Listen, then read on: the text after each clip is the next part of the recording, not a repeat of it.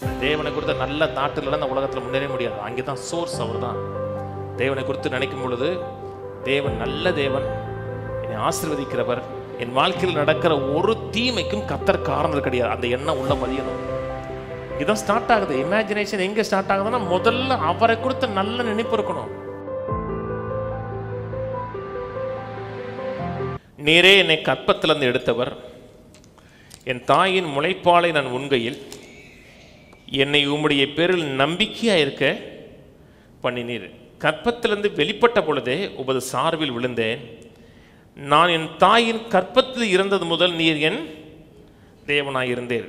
9ஆம் வசனத்தில் நான் என் தாயின் முளைப்பாலை நான் உண்கையில் என்னை உம்முடைய பேரில் நம்பிக்கையாக இருக்க பண்ணினீங்க இல்லையா? என்னை உம்முடைய பேரில் நம்பிக்கையாக வைக்க சொன்னால் என் சிறு வயதிலேயே எனக்குள்ள ஒரு நம்பிக்கையை வச்சீர்.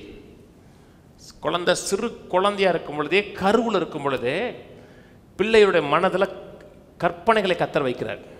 இந்த உலகத்துக்கு ஆசீர்வாதமாக இருக்கணும், இந்த உலகத்தில் நான் வித்தியாசத்தை ஏற்படுத்தணும், என்னுடைய பிறப்பு இந்த உலகத்தில் ஒரு மாற்றத்தை ஏற்படுத்தி கொடுக்க வேண்டுங்கிற கற்பனையை ஒவ்வொரு பிள்ளைக்குள்ளேயும் கத்தர் வைக்கிறார்.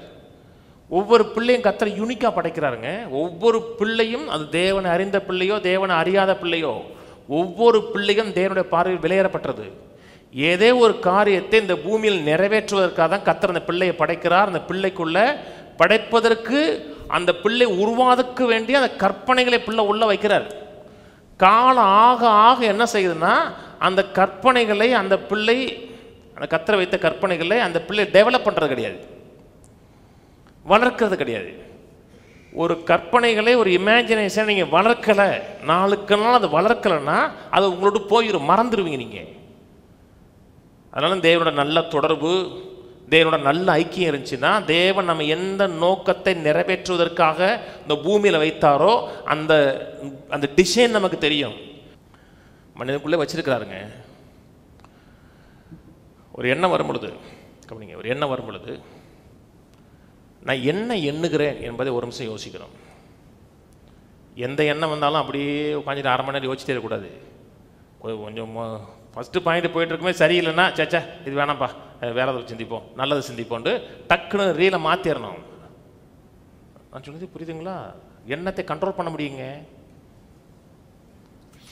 முதல் காரியம், தேவனை பற்றி நினைக்கும் போதெல்லாம் நல்ல நினைப்பு உங்கள் மனதில் இருக்கணும்.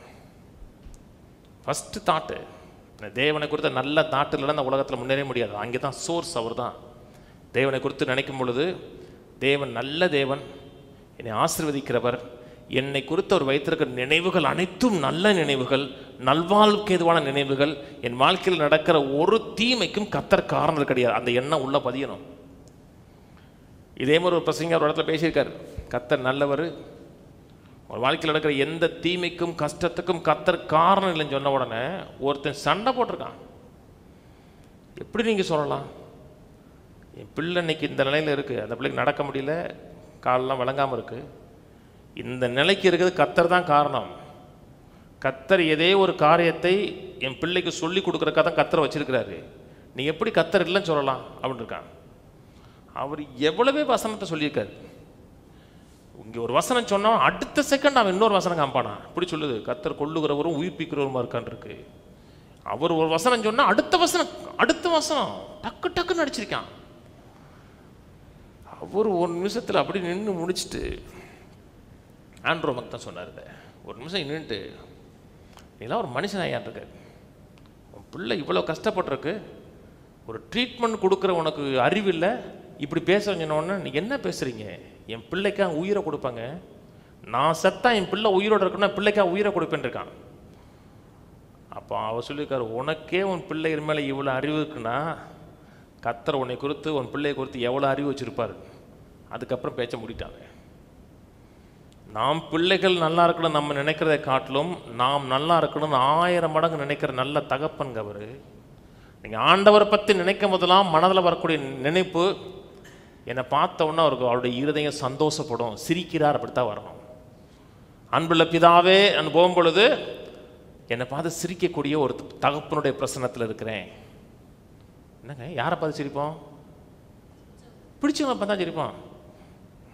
அப்படின்னா யார் நீங்களா வாங்க அப்படின்னோம்னா இல்லை நான் போகிறேன்னு போயிடுவோம். யாரை வார போகிற ஆளை பார்க்கும்போது இருதயம் சந்தோஷப்படணும். கர்த்தரை நம்ம பார்க்கும்போது சந்தோஷப்படுகிறார், நம் சார்பில் இருக்கிறார், நமக்காக இருக்கிறார். எப்போ ரோமர் சொல்லுகிறார், தேவன் நம் பட்சத்தில் இருந்தால் நமக்கு விரோதமாக இருப்பவன் பட்சத்தில் நம் சார்பாக இருக்கிறார். ஒருவேளை நம்ம வாழ்க்கையில் சில அநீதியான காரியங்கள் நாம் விரும்பாத விதத்தில் நடந்தால் கூட வேதம் சொல்லுகிறது, அன்றைய தீர்மானத்தின்படி அழைக்கப்பட்டவர்களால் தேவனிடத்தில் அன்பு கூறுவர்களுக்கு சகலது நன்மையாக மாற்றி கொடுப்பாரு. ஏன்னா என் சார்பில் இருக்கிறாரு. சில சோதனைக்குள்ளே போகலாம், சில கஷ்டத்துக்குள்ளே போகலாம். அப்படி இருக்கும்போது கூட கர்த்தரை தூக்கி சுமக்கிறார், எனக்காக இருக்கிறார், என் வாழ்க்கையில் நன்மை செய்வார்னு நினச்சிங்கன்னா தேவனை குறித்த நல்ல நினைவு உங்களுக்கு இருக்குன்னு அர்த்தம். இங்கே தான் ஸ்டார்ட் ஆகுது. இமேஜினேஷன் எங்கே ஸ்டார்ட் ஆகுதுன்னா முதல்ல அவரை குறித்த நல்ல நினைப்பு இருக்கணும். என் வாழ்க்கைக்காக அவர் வைத்திருக்க நினைவுகள் அனைத்தும் நல்ல நினைவுகள். எரேமியா 29:11 சொல்கிறார் இல்லையா, உனக்காக நான் வைத்திருக்கும் திட்டங்கள் நல்வாழ்வுக்கு ஏதுவான திட்டங்கள். தேவனை குறித்து நல்ல நினைப்பு இருந்தால் தான் அவர் எனக்காக வைத்திருக்க திட்டங்கள் நல்ல திட்டங்கள் நினைக்கும். என்னங்க, தேவனை நினைக்கும் போதெல்லாம் எதிர்கட்சி தலைவர் மாதிரி பேசக்கூடாது. எதிர்கட்சி தலைவர் என்ன நல்ல திட்டங்களை கொண்டு வந்தால் கூட பட்ஜெட் சரியில்லை, வெளியே வரும்போது சூப்பரான ஒரு பட்ஜெட்டை சொன்னால் கூட வெளியே வரும்போது என்ன சொல்லுவார், சரியில்லைங்க, நினைச்ச மாதிரி இல்லை. தேவனை நினைக்கும் போது எப்படி நினைக்கணும்னா என் சார்பாக இருக்கிறான்னு நினைக்கணும். அப்படின்னா தாங்க ஃபைத்தே ஆப்ரேட் ஆகும், விசுவாசம் ஆப்ரேட் ஆகும், நல்ல நினைவுகள் மனதில் உண்டாக ஆரம்பிக்கும்.